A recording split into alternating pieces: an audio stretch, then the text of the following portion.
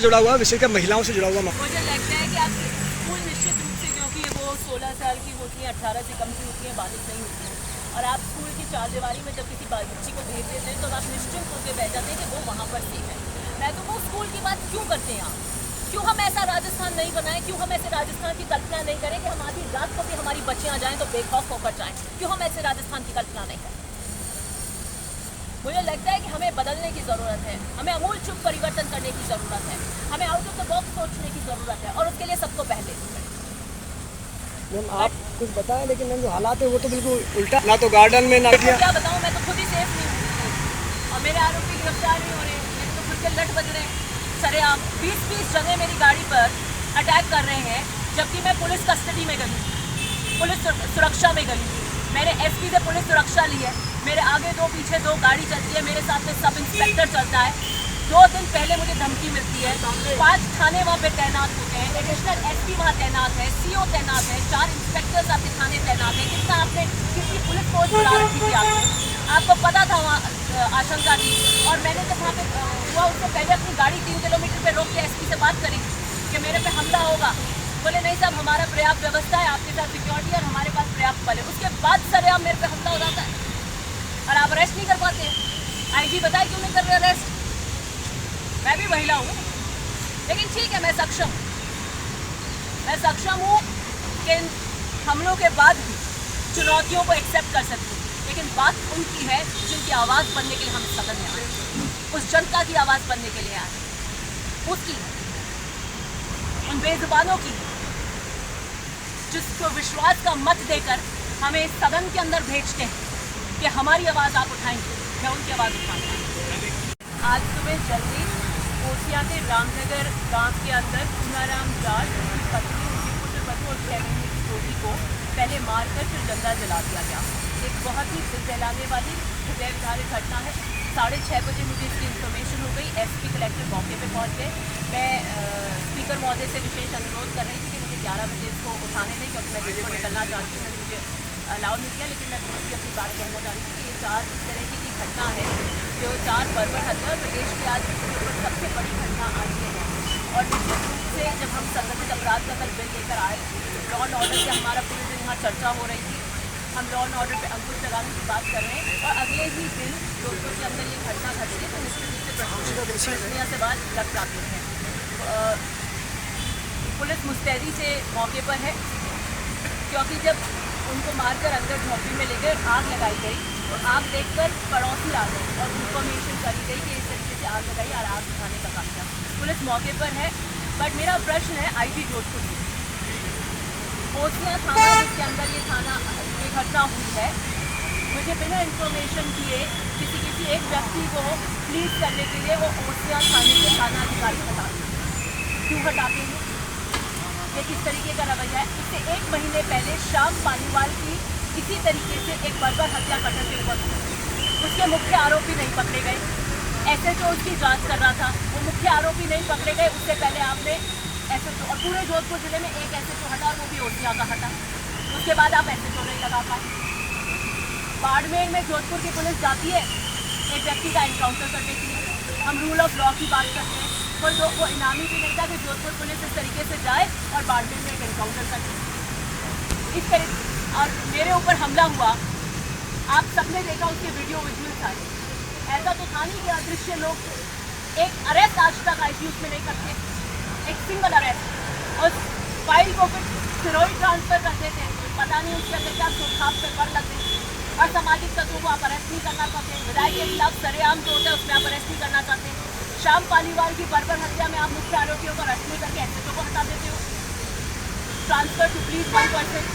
आज की घटना हो गई, तो मुझे लगता है कि जब ऐसे इनएफिशिएंट पुलिस अधिकारी हो तो उनको तुरंत हटाया जाए। इस ऐसे अधिकारियों को पीएचसी में बिठाकर आप और कोई काम दीजिए और फील्ड पोस्टिंग से हटाइए। हर पहलू के ऊपर पुलिस उसको बारीकी से देख रही है कि कोई रंजिश का मामला है और कोई मामला है किस तरीके से है, जिससे मैं अभी कोई प्रतिक्रिया नहीं देना चाहूँगी। पुलिस ने पूरा का पूरा ले लिया है, संज्ञान में है, एसपी कलेक्टर सब मौके पे है, तो पूरी हर एंगल से उसकी जांच हो रही है। ये तो मैं निश्चित हूँ, हमारे एसपी बहुत एफिशिएंट है, वो पहले हमारे यहाँ पर डीसीपी भी रहे हुए, कमिश्नर मिनट के अंदर और अब एसपी जोधपुर लगे, बहुत एफिशिएंट एसपी हैं वो कर लेंगे। और आप मुझे बताइए, जब आपका बॉस ऊपर आपके हाथ बांध रहा हो तो आप क्या करोगे? जिस थाने के अंदर आपके पहले प्रकरण हो गया, उसी थाने में दूसरा प्रकरण हो गया, आईजी एसएचओ हटा रहे हैं, कोई एसपी हटा रहे होते तो कोई बात होती? आईजी रिमूविंग एसएचओ, आईजी अपनी मनमानी करेंगे क्या? कौन है आईजी वहाँ पे? आईजी कौन? अच्छा, आईजी जवाब दे मुझे, बाड़मेर एनकाउंटर पे जोधपुर पुलिस जाके मार क्यों करती है? जवाब दे मुझे। आईजी जवाब दे कि मेरे प्रकरण के अंदर एक भी अरेस्ट क्यों नहीं हुआ? आईजी जवाब दे। मुझे लगता है कि जोधपुर मुख्यमंत्री जी का गृह जिला है और सबसे एफिशिएंट ऑफिसर्स मुझे लगता है जोधपुर पुलिस में होंगे, तो मेरी फाइल सिरोही क्यों दी गई? और मैं तो कहूँ आप कहीं पे भी दे दीजिए, क्या बताओ उनके ऊपर, उनके पास ऊपर से निर्देश हो गए? तो मुझे नहीं पता किस तरीके के निर्देश है कि नहीं है, क्या निर्देश है, but IG himself is inefficient. IG की विफलता है। आईजी पुरजोर तरीके से किस सोच से काम कर रहे हैं मुझे नहीं पता। अपने एसी ऑफिस में बैठे रहना चाहते हैं, किसी डेलीगेशन से मिलते नहीं हैं। हमारे साथ बहुत सारे ऐसे आते हैं जिसमें फाइल चेंज 2 बार एसपी कर देते हैं, एसपी के अलावा बाद में आईजी को करना है, डेलीगेशन से नहीं मिलते। अरे आप जनता के नौकर हो, क्या कर रहे हो?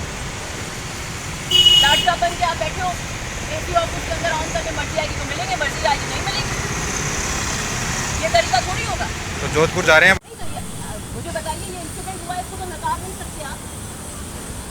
आईजी बताएं, ये प्रश्न आप आईजी से पूछिएगा कि आपकी महिला विधायक के ऊपर अरेस्ट हुई, आज तक कितनी अरेस्ट करी आपने? सेक्शन तक ऐड नहीं किया उन्होंने, और ये एफआईआर सुओ मोटो कॉग्निजेंस है पुलिस की। मैंने एफआईआर नहीं कराई, उसका स्वयं संज्ञान लिया पुलिस ने और एफआईआर करी। किस तरीके का प्रकरण हुआ, मीडिया में उसका पूरे हिंदुस्तान में होगा। उसके बाद एक व्यक्ति अरेस्ट नहीं हुआ, पुलिस क्या करी? आईजी नहीं उसका जवाब, क्या करे? तो ये अपराध तो जोधपुर आईजी इज रिस्पांसिबल है। Jodhpur IG should be sacked and called to PHQ headquarter. जब नए डीजीपी ने पद ग्रहण किया तो निश्चित रूप से एनसीआरबी के जो आंकड़े आ रहे थे वो आंकड़े बोल रहे हैं, उनको झुठला नहीं सकते, आप भी जानते हैं, हम भी जानते हैं। उसके कुछ कारण ये है कि हाँ अपराध बढ़ा। अब अगर आप ये कहें कि नहीं बढ़ा क्योंकि सब एफआईआर हम 0 एफआईआर करके दर्ज कर रहे हैं, वही एक मुख्य कारण है, तो वो नहीं हो सकता, वो भी एक कारण है ज़्यादा अपराध का होगा, लेकिन अपराध भी बढ़ा है, इसको आप नकार नहीं सकते। इससे पहले 2 साल में बहुत ज़बरदस्त अपराध था और एक स्थिति ऐसी हो गई थी कि हम हर मुद्दे पर विफल हो रहे थे। अब चाहे किसी भी साइबर क्राइम हो, चाहे रेप का हो, चाहे हिनियस क्राइम्स हो, संगठित अपराध हो, पूरी तरीके से हालत राजस्थान में खराब हो गई। एक डूबते हुए शिप के ऊपर नए डीजीपी आए और बहुत अल्पकाल उनका काल था, मुझे लगा था कैसे करेंगे। उन्होंने एक मुहिम चलाई, एडीजी क्राइम लेकर आए, आपके क्या नाम है, दिनेश एमएम का नाम होगा, उनको लेके आए, जिनकी एक सुपर कॉप की एक छवि है सिंगम टाइप की, और उन्होंने एक अपराधियों के खिलाफ एक मुहिम चलाई। केस तय किए गए कि इतनी तारीख को नहीं पकड़ेंगे, और मैं आपको बताती हूँ कि अपराध पर एक अंकुश लगाने का काम हुआ। पूरे जिले में दिन और रात उन अपराधियों को दौड़ते हुए पुलिस पकड़ती गश्त लग रही थी, और ये हुआ कि नहीं हम क्राइम को कंट्रोल कर पा रहे हैं।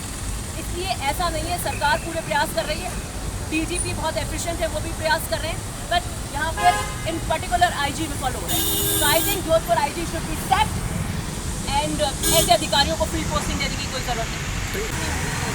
और मेरे आरोपी गिरफ्तार नहीं हो रहे, मेरे तो खुद के लट बज रहे हैं सरेआम। 20-20 जगह मेरी गाड़ी पर अटैक कर रहे हैं, जबकि मैं पुलिस कस्टडी में गई, पुलिस सुरक्षा में गई। मैंने एसपी से पुलिस सुरक्षा ली है, मेरे आगे 2 पीछे 2 गाड़ी चलती है, मेरे साथ में सब इंस्पेक्टर चलता है। 2 दिन पहले मुझे धमकी मिलती है, 5 थाने वहाँ पे तैनात होते हैं, एडिशनल एसपी वहाँ तैनात है, सीओ तैनात है, 4 इंस्पेक्टर्स आपके थाने तैनात हैं। कितना आपने कितनी पुलिस फोर्स बुला रखी थी आपको पता था वहाँ आशंका थी। और मैंने जब वहाँ पे हुआ उससे पहले अपनी गाड़ी 3 किलोमीटर पे रोक के एसपी से बात करी कि मेरे पे हमला होगा। बोले नहीं साहब, हमारा पर्याप्त व्यवस्था है, आपके साथ सिक्योरिटी और हमारे पास पर्याप्त बल है। उसके बाद सरेआम मेरे पे हमला हो जाता है और आप अरेस्ट नहीं कर पाते हैं। आईजी बताए क्यों नहीं कर रहे अरेस्ट? मैं भी महिला हूँ, लेकिन ठीक है, मैं सक्षम हूँ कि इन हमलों के बाद भी चुनौतियों को एक्सेप्ट कर सकती हूँ। लेकिन बात उनकी है जिनकी आवाज़ बनने के लिए हम सदन में आए, उस जनता की आवाज़ बनने के लिए आए, उसकी, उन बेजुबानों की, जिसको विश्वास का मत देकर हमें सदन के अंदर भेजते हैं कि हमारी आवाज़ आप उठाएंगे। मैं उनकी आवाज़ उठाऊंगा।